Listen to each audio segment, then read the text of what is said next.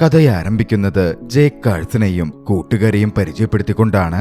Jake Carson smoke jumpers എന്ന് വിളിക്കപ്പെടുന്ന ജോലി ചെയ്യുന്ന വ്യക്തിയായിരുന്നു. അവരുടെ സൂപ്രണ്ടാണ് എന്ന് കൃത്യമായി പറയാം. സ്മോക്ക് ജമ്പേഴ്സ് എന്ന് പറയപ്പെടുന്നത് കാട്ടുതീയൊക്കെ പടർന്നു പിടിക്കുമ്പോൾ അത് പരിഹരിക്കുവാൻ, തീ അണയ്ക്കുവാൻ സ്പെഷ്യലൈസ് ചെയ്തിട്ടുള്ള ഫയർ ഫൈറ്റേഴ്സിനെയാണ്.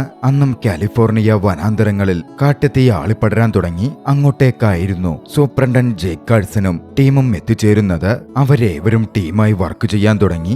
ജേക്കാണെങ്കിൽ വർക്കഹോളിക്കായിട്ടുള്ള ഒരു വ്യക്തിയാണ്. പക്ഷേ കാട്ടുതീ വേഗത്തിൽ പരക്കുന്നുണ്ടായിരുന്നു. ജേക്ക് മുകളിലേക്ക് ഒരു ലേസർ ലൈറ്റ് ഉയർത്തി. തൊട്ടു പിന്നാലെ ഒരു വിമാനം കാട്ടുതീ അണയ്ക്കുന്ന ലിക്വിഡുമായി പാഞ്ഞെത്തി. അത് മുഴുവൻ അവിടെ പരത്തി വീഴ്ത്തി കാട്ടുതീ അണച്ചു. ജേക്കിന്റെ പ്രവൃത്തിയും സിവിലിയൻസിനെ പ്രൊട്ടക്ട് ചെയ്തതുമൊക്കെ ന്യൂസ് റിപ്പോർട്ടേഴ്സ് അടക്കം വലിയ തോതിൽ അഭിനന്ദിക്കുമായിരുന്നു. അന്നും അതുപോലെ ഒരു ന്യൂസ് റിപ്പോർട്ടർ അഭിനന്ദിക്കാൻ എത്തിയപ്പോൾ ഇതെന്റെ ജോലി മാത്രമാണ് എന്ന് സാധാരണ രീതിയിൽ പറഞ്ഞ് ജേക്ക് അവിടെ നിന്ന് തിരികെ പോന്നു. ജേക്ക് ടീമിൽ എത്രത്തോളം സ്ട്രിക്റ്റ് ഓഫീസറാണോ അതിന് നേരെ ഓപ്പോസിറ്റ് ആയിരുന്നു ജേക്കിന്റെ ടീം. എന്ത് കാര്യവും വളരെയധികം തമാശ രീതിയിൽ ആസ്വദിച്ച് ചെയ്യുന്നവരാണവർ. അവർ തിരികെ തങ്ങളുടെ ഇടത്തേക്കെത്തി.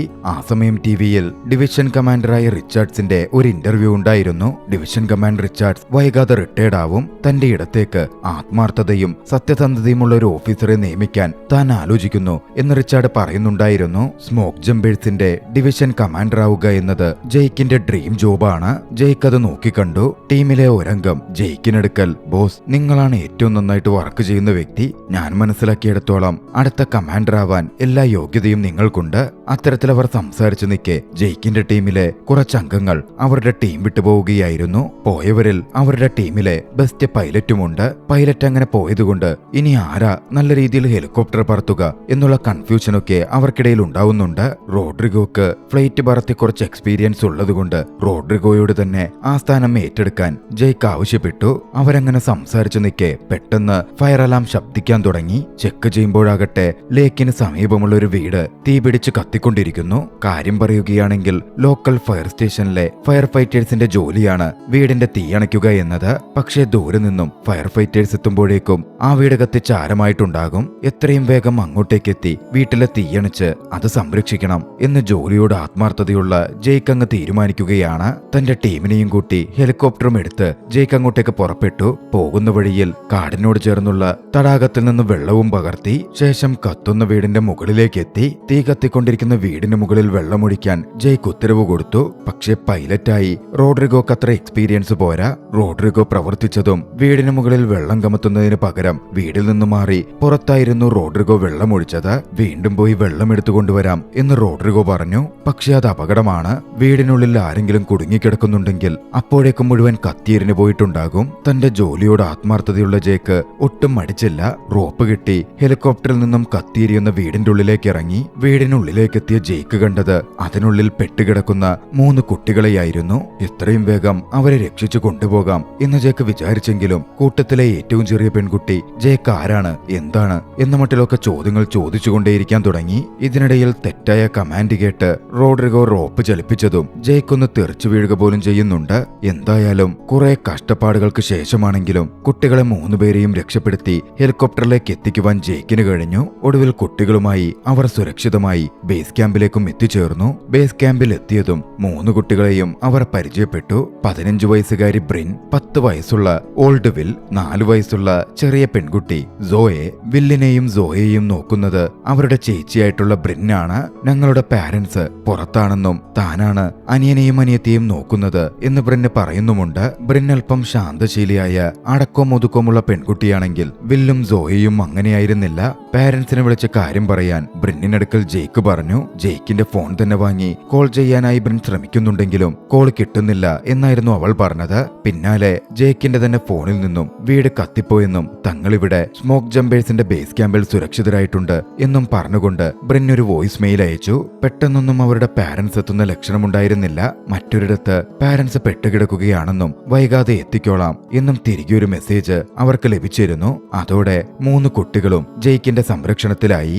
അമേരിക്കയിൽ സേഫ് ഹാവൻ ലോസ് എന്ന പേരിൽ ഒരു നിയമമുണ്ട്. അതായത് ഇത്തരത്തിൽ രക്ഷപ്പെടുത്തുന്ന കുട്ടികളെ രക്ഷപ്പെടുത്തുന്നവരാരാണോ അവർ സംരക്ഷിക്കണം. ഗാർഡിയൻസിനോ അല്ലെങ്കിൽ നിയമപ്രകാരം അനുവദിക്കപ്പെട്ടവർക്കോ കൈമാറുന്നതുവരേക്കും ആ നിയമം കൊണ്ട് തന്നെ അവരെ സംരക്ഷിക്കാൻ ജെയ്ക്ക് നിർബന്ധിതനാവുകയാണ്. പക്ഷേ ജെയ്ക്ക് ജെയ്ക്കിന് കുട്ടികളെ അവിടെ നിർത്തുവാനൊന്നും തീരെ താല്പര്യമില്ല.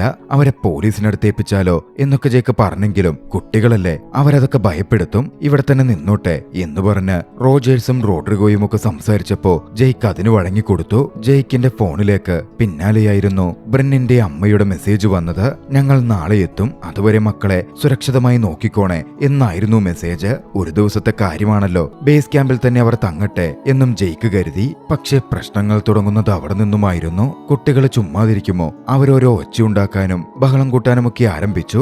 റോജേഴ്സിന് പ്രാന്ത് പിടിക്കുന്നുണ്ടായിരുന്നു. റോജേഴ്സ് കുട്ടികളോട് അലറി, ഇവിടെ കിടന്ന് ഒച്ചയുണ്ടാക്കിയ എന്റെ പട്ടി വിട്ട് കടിപ്പിക്കും എന്ന് പറഞ്ഞു. കുട്ടികൾക്കെതിരെ റോജേഴ്സിന്റെ വളർത്തുനായ പാൻ ഓടി വരാൻ തുടങ്ങി. വരവ് കണ്ടാൽ ഇപ്പോൾ കടിക്കുമെന്ന് തോന്നും, അത്രയും ഭീകരാന്തരീക്ഷം. പക്ഷേ നായയോടി കുട്ടികളുടെ അടുത്തെത്തിയെങ്കിലും ഏറ്റവും ഇളയ കുട്ടി സോയയ്ക്ക് പോലും ഒരു ഭയവും തോന്നുന്നുണ്ടായിരുന്നില്ല. സോയെ നായക്ക് നേരെ കൈകാട്ടി അടങ്ങി നിൽക്ക്, അവിടെ ഇരിക്കെന്ന് പറഞ്ഞതും നായ അവിടെ ഇരുന്നു.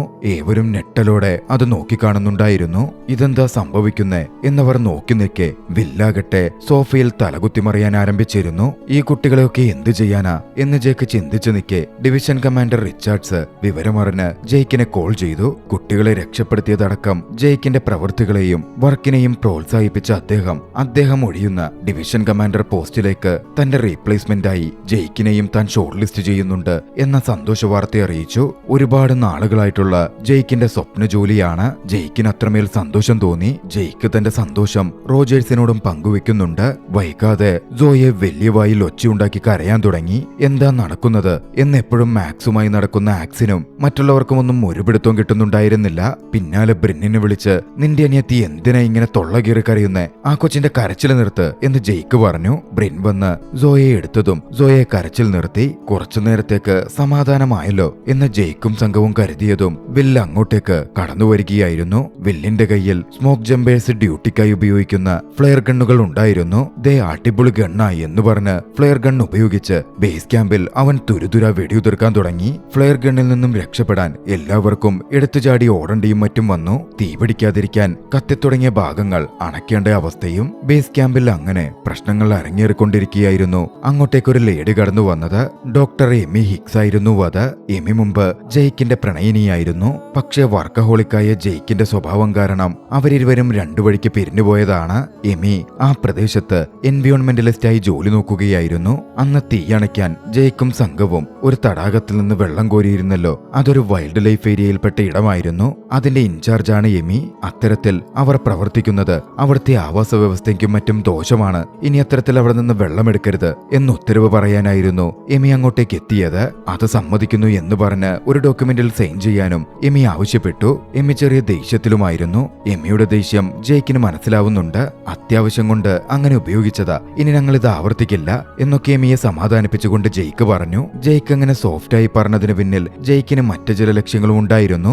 എമിയോടായി ജെയ്ക്ക് ചോദിച്ചു, ഒരു സഹായം ചെയ്യാമോ, ഇവിടെ 3 കുട്ടികളുണ്ട്, ഒരു ദിവസം രാത്രിയിലേക്ക് അവരെ നിനക്ക് നോക്കാൻ പറ്റുമോ? നൈസായിട്ട് കുട്ടികളെ എമിയുടെ പക്കലേൽപ്പിച്ച് രക്ഷപ്പെടാനായിരുന്നു ജെയ്ക്കിന്റെ പദ്ധതി. പക്ഷെ അത് പറ്റില്ലെന്ന് പറഞ്ഞ് എമി കൈയൊഴിഞ്ഞു. അവിടെ നിന്ന് പോവുകയും ചെയ്തു. ജെയ്ക്കിന്റെ തന്ത്രം എമി മനസ്സിലാക്കിയിരുന്നു. അതുകൊണ്ടായിരുന്നു അവൾ അത്തരത്തിൽ പ്രവർത്തിച്ചത്. എന്തായാലും ജെയ്ക്കിന് മുമ്പിൽ മറ്റു വഴികളില്ല. കുട്ടികളെ അവർ തങ്ങിയിരുന്ന ബേസ് ക്യാമ്പിലെ ഇടത്തേക്ക് കൊണ്ടുപോയി രാത്രി തങ്ങാനുള്ള ബെഡുകൾ ജെയ്ക്ക് അറേഞ്ച് ചെയ്തു കൊടുത്തു. പക്ഷേ സോയെ അവിടെ ബഹളം കൂട്ടാൻ തുടങ്ങി. ഉറങ്ങണമെങ്കിൽ സോയക്ക് കഥ പറഞ്ഞു കൊടുക്കണമത്രേ. ജെയ്ക്കിന് നല്ല ദേഷ്യം വരുന്നുണ്ടായിരുന്നു. എന്നിരുന്നാലും ജെയ്ക്ക് സോയയ്ക്ക് വേണ്ടി സോയയുടെ അടുത്തിരുന്നൊരു കഥ പറഞ്ഞു കൊടുത്തു. ജെയ്ക്ക് പറഞ്ഞ കഥ കേട്ട് സോയ ഉറങ്ങുകയും ചെയ്തു. പിറ്റേന്ന് പുലർച്ചെ വില്ലുണർന്നു. പീനട്ട് ബട്ടർ എടുത്ത് ആവശ്യത്തിന് വാരിത്തിന്ന് കൂടെയുള്ള നായ്ക്കും കൊടുത്ത് മുമ്പോട്ട് നടന്ന് അവൻ അവിടുത്തെ ബേസ് ക്യാമ്പിലെ ഒരിടത്തേക്കെത്തി. അവിടെ സ്മോക്ക് ജമ്പേഴ്സ് യൂസ് ചെയ്യുന്ന ഒരു അതിഗംഭീര വെഹിക്കിൾ ഉണ്ടായിരുന്നു. അത് കണ്ടതും അതിൽ കയറാൻ തോന്നിയവൻ വണ്ടിക്ക് അടുത്തു ചെന്നു. ഡോർ തുറക്കാൻ നോക്കിയപ്പോ പറ്റുന്നില്ല. ഇതിനിടയിൽ കയ്യിലുണ്ടായിരുന്ന പീനട്ട് ബട്ടർ മൊത്തം അതിന്റെ വാതിലിലും മറ്റും ആവുകയും ചെയ്തിരുന്നു. ഇത് കണ്ട ജെയ്ക്കും സംഘവും തന്നെ ചീത്ത പറയുമല്ലോ എന്ന് ചിന്തിച്ച വില്ല് അടുത്തുണ്ടായിരുന്ന ബ്രഷ് എടുത്ത് അത് ക്ലീൻ ചെയ്യാൻ ശ്രമിച്ചു. പക്ഷേ അത് പെയിന്റ് സ്ട്രിപ്പർ അടങ്ങിയ ബ്രഷായിരുന്നു. അതോടെ പീനട്ട് ബട്ടറിനൊപ്പം അവിടുത്തെ പെയിന്റും കൂടി ഇളകിപ്പോന്നു. മറുവശത്ത് സോയയാകട്ടെ ചായ ജെയ്ക്കിന് കൊണ്ടുകൊടുക്കുന്നു എന്ന മട്ടിൽ ചായക്കപ്പിൽ അവിടെ ഉണ്ടായിരുന്ന ഏതോ ഒരു ലിക്വിഡ് എടുത്തുകൊണ്ടുവന്ന് അവന്റെ വായിലൊഴിച്ചു കൊടുത്തു. ജെയ്ക്ക് അത് ഉടൻ തന്നെ തുപ്പിക്കളഞ്ഞിരുന്നു. പിന്നാലെ സോയയും എടുത്ത് ജെയ്ക്ക് പുറത്തേക്ക് ഇറങ്ങി. അപ്പോഴാണ് വലിയൊരു ശബ്ദം വരുന്നത് ജെയ്ക്ക് കേട്ടത്. ഗരേജിൽ നിന്നാണ് ശബ്ദം വരുന്നത്. അവർ ഓടി അങ്ങോട്ടേക്ക് എത്തി. അവിടെ എത്തിയപ്പോ കണ്ട കാഴ്ച ഞെട്ടിക്കുന്നതായിരുന്നു. ഗരേജ് മുഴുവൻ സോപ്പ് പദം നിറഞ്ഞു നിൽക്കുന്നു. സംഭവം എന്തെന്നാൽ കാറിൽ ആകെ ചെളിയും കറയുമായല്ലോ. അത് ക്ലീൻ ചെയ്യാൻ അവിടെയുള്ള ഒരു ട്യൂബ് എടുത്ത് അവൻ അതിന്റെ വാൽവ് തുറന്നിരുന്നു. പക്ഷേ ഉയർന്ന പ്രഷറുള്ള ആ ട്യൂബ് താങ്ങാൻ വില്ലിന് സാധിച്ചില്ല. വില്ലിനെയും എടുത്തുകൊണ്ട് ട്യൂബ് അങ്ങോട്ടും ഇങ്ങോട്ടും നിരങ്ങാൻ തുടങ്ങി. അതിൽ നിന്നും വന്ന വെള്ളം ചീറ്റിയും മറ്റുമായിരുന്നു അവിടെ അത്രമേൽ പത നിറഞ്ഞത്. ഒരു തരത്തിൽ ജെയ്ക്ക് അതൊക്കെ പരിഹരിച്ച് കുട്ടികളെയും കൂട്ടിക്കൊണ്ട് ബ്രെന്നിന്റെ മുമ്പിലേക്ക് ചെന്നു. നീ എന്തെടുക്ക, നിന്റെ അനിയത്തിയും അനിയനും ചേർന്ന് കാണിക്കുന്നത് കണ്ടില്ലേ എന്ന് ജെയ്ക്ക് ചോദിച്ചു നിൽക്കെ ജെയ്ക്കിന്റെ ഫോണിലേക്ക് ഒരു മെസ്സേജ് വന്നു. മെസ്സേജ് അയച്ചത് അവരുടെ അമ്മയായിരുന്നു. അവരെ കൂട്ടിക്കൊണ്ടുപോവാൻ താൻ വന്നുകൊണ്ടിരിക്കുവാണ് എന്ന് മെസ്സേജിൽ ഉണ്ടായിരുന്നു. അത് കണ്ടതും ജെയ്ക്ക് ഒന്നടങ്ങി. ജെയ്ക്ക് ആശ്വാസത്തിൽ നിൽക്കെ ഇതേ സമയം സോയെ നിന്ന നിൽപ്പിൽ അവിടെ വെച്ച് തന്നെ നമ്പർ 2 അങ്ങ് സാധിച്ചു.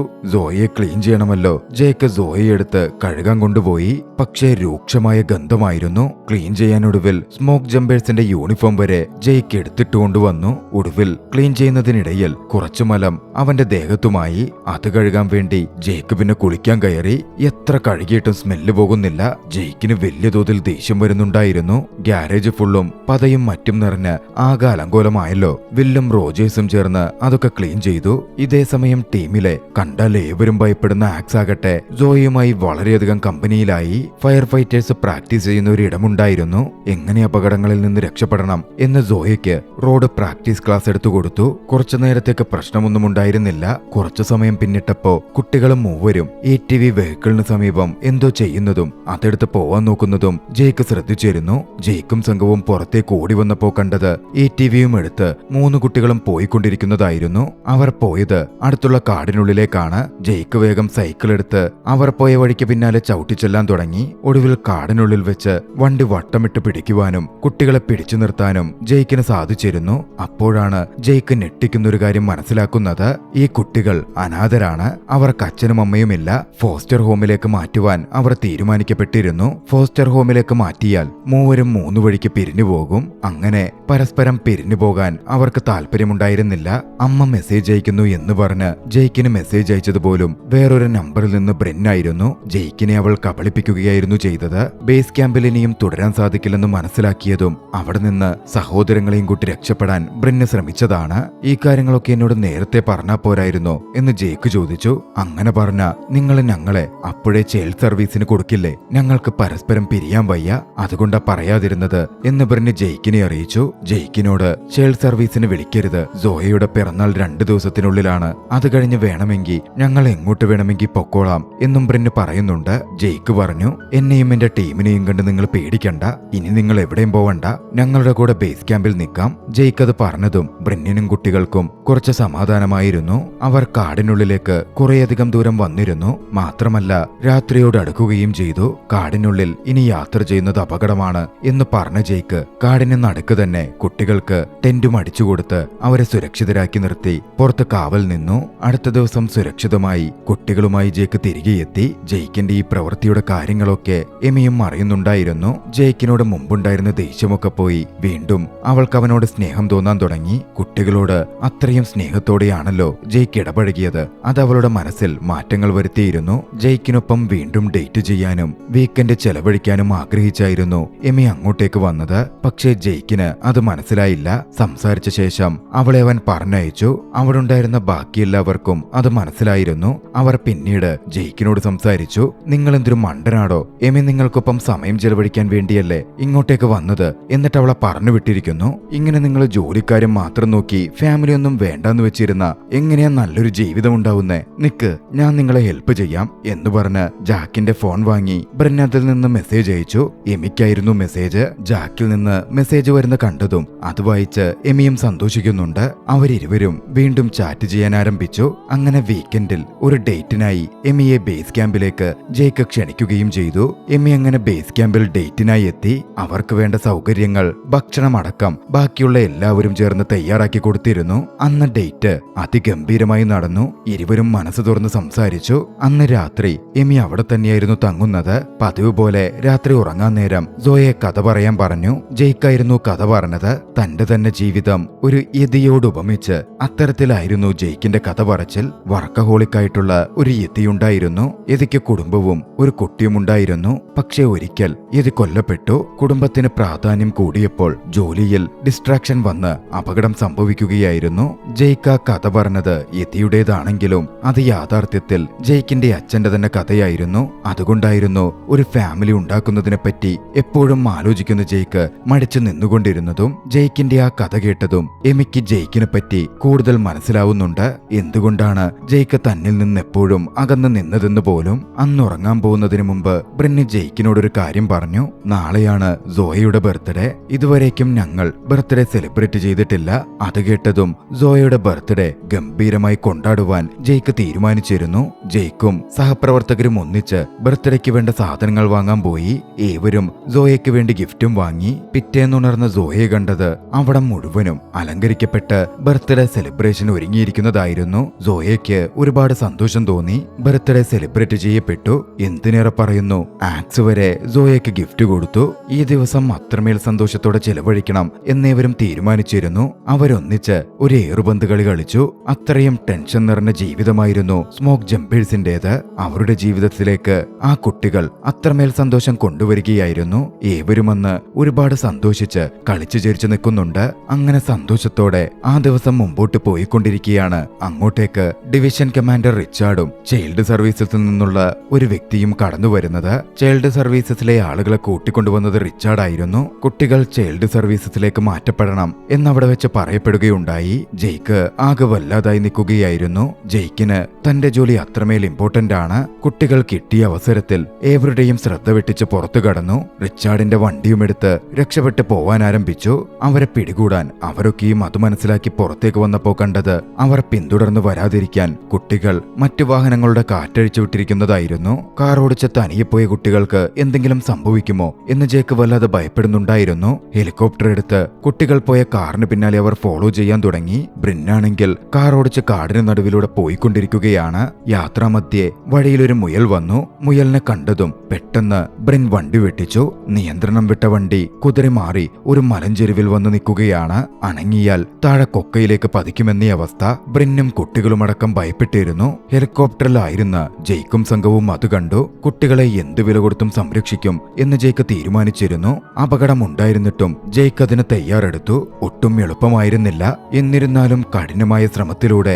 ജെയ്ക്കും റിച്ചാർഡും ചേർന്ന് കുട്ടികളെ രക്ഷപ്പെടുത്തി. കുട്ടികളെ സംരക്ഷിച്ച് തന്റെ അടുത്തെത്തി ചേർത്തു പിടിച്ചപ്പോ ജീവിതത്തിൽ ആദ്യമായി ജെയ്ക്കിന് വല്ലാത്തൊരു അനുഭൂതി തോന്നുന്നുണ്ടായിരുന്നു. കുട്ടികൾ ഒടുവിൽ വീണ്ടും ബേസ് ക്യാമ്പിലെത്തി. ചൈൽഡ് സർവീസിലെ ലേഡി കുട്ടികളെ കൂട്ടിക്കൊണ്ടുപോവാൻ തയ്യാറെടുക്കുകയായിരുന്നു. ആക്സ് എപ്പോഴും കയ്യിലൊരു കോടാലി വെച്ചിട്ടുണ്ടാകും. ആ കോടാലി സോയയെ ചോദിച്ചിരുന്നു. പക്ഷെ വലിയ കോടാലി സോയയ്ക്ക് കൊടുക്കാൻ പറ്റില്ലല്ലോ. സോയയ്ക്ക് കളിക്കുവാൻ ആക്സ് സ്വന്തമായി ചെറിയൊരു കോടാലി ഉണ്ടാക്കിയിരുന്നു. മൂർച്ചയില്ലാത്ത കോടാലി. അത് സമ്മാനമായി പിരിയുന്നതിന് മുമ്പ് ആക്സ് സോയയ്ക്ക് കൈമാറി. സോയയെ തന്നോട് ചേർത്ത് പിടിക്കുകയും ചെയ്തു. മറുവശത്ത് ആക്സ് ആണെങ്കിൽ കുട്ടികൾ പോകുന്ന കാര്യമോർത്ത് ദുഃഖിച്ചിരിക്കുകയായിരുന്നു. ആ സമയം അങ്ങോട്ടേക്ക് റിച്ചാർഡ് കയറി വന്നു. റിച്ചാർഡ് പറഞ്ഞു, എന്റെ പോസ്റ്റിലേക്ക് നിന്നെ പരിഗണിക്കുമ്പോ നീ അതിന് യോഗ്യതയുള്ള ആളാണോ എന്ന് നോക്കുവാനാ ഞാൻ ഇങ്ങോട്ടേക്ക് വന്നത്. നീ പറഞ്ഞല്ലോ നിന്റെ ജോലിക്ക് കുടുംബവും കുട്ടികളുമൊക്കെ ഒരു തടസ്സമായിരിക്കുമെന്ന്. എന്നാൽ ഒരിക്കലും അങ്ങനല്ല. യാഥാർത്ഥ്യത്തിൽ ആ കുട്ടികൾ നിന്നെ അത്രമേൽ സ്നേഹിക്കുന്നുണ്ട്. നീ ആ കുട്ടികളെ പരിപാലിച്ച രീതി, രക്ഷപ്പെടുത്തിയ രീതി ഒക്കെ പരിഗണിക്കുമ്പോ ഇത്രയും മനുഷ്യത്വമുള്ള നീയാണ് എന്റെ പോസ്റ്റിന് പറ്റിയ വ്യക്തി എന്നെനിക്ക് മനസ്സിലാകുന്നുണ്ട്. മറ്റൊരു പ്രധാന കാര്യം കൂടിയുണ്ട്. ജീവിതത്തിൽ ജോലി മാത്രമല്ല ഏറ്റവും പ്രധാനം, അതിലും വലുതായി പല കാര്യങ്ങളും ചെയ്യാനുണ്ട്. അതിൽ ഫാമിലിക്കും സ്ഥാനമുണ്ട്. റിച്ചാർഡിന്റെ വാക്കുകൾ ജെയ്ക്കിന്റെ കണ്ണു തുറപ്പിക്കുന്നത് കൂടിയായിരുന്നു. ജെയ്ക്ക് പുറത്തേക്ക് ഓടി വന്നു. കുട്ടികളെ ചൈൽഡ് സർവീസിനൊപ്പം വിടാൻ വിസമ്മതിച്ചു. ചൈൽഡ് സർവീസിലെ ലേഡി അത് പറ്റില്ലെന്ന് പറഞ്ഞതും മുമ്പ് തനിക്ക് പ്രശ്നമായി കരുതിയിരുന്ന സേഫ് ഹാവൻ ലോ നിലവിൽ ഉപകാരമായി ജെയ്ക്ക് പ്രയോഗിച്ചു. ഉത്തരവാദിത്തപ്പെടുന്നവർ എത്തുന്നവരെ കുട്ടികളുടെ സംരക്ഷണം എനിക്കാണെന്ന് ജെയ്ക്ക് അവരോട് പറഞ്ഞു. കൂട്ടത്തിൽ ഇവരെ താൻ ദത്തെടുക്കാൻ ആലോചിക്കുന്നതായും അതിന്റെ കാര്യങ്ങൾ ചെയ്യാൻ പോകുന്നതായും അറിയിച്ചു. അത് കേട്ട് കുട്ടികളും ഏറെ സന്തോഷിച്ചിരുന്നു. പക്ഷേ ഇവിടെ അവരെ താമസിപ്പിക്കാൻ പറ്റില്ല, അവർക്ക് താമസിക്കാൻ വീട് വേണം എന്ന് ചൈൽഡ് സർവീസ് ഉദ്യോഗസ്ഥ പറഞ്ഞതും ജെയ്ക്ക് പറഞ്ഞു, ടൗണിൽ എനിക്ക് സ്വന്തമായൊരു വീടുണ്ട്, ഇവർക്കൊപ്പം ഞാൻ ഇനി അവിടെയാവും ജീവിക്കുക. ജെയ്ക്ക് അത് പറഞ്ഞു കേട്ടതും ചുറ്റിലുമുണ്ടായിരുന്ന ഏവരും ഒന്ന് ഞെട്ടുന്നുണ്ട്. ഒരിക്കൽ പോലും ജെയ്ക്ക് വീട്ടിൽ പോയി അവർ കണ്ടിട്ടേ വീട്ടിലുണ്ടായിരുന്നില്ല. എപ്പോഴും ജോലി എന്ന് പറഞ്ഞ് അവിടെ തന്നെയാവും ഉണ്ടാവുക. കഥയെ അവിടെ നിന്നും കുറച്ചു നാളുകൾക്കപ്പുറത്തേക്ക് പോകുന്നു. ജെയ്ക്കിന്റെയും എമ്മിയുടെയും വിവാഹം നടക്കാൻ പോവുകയാണ്.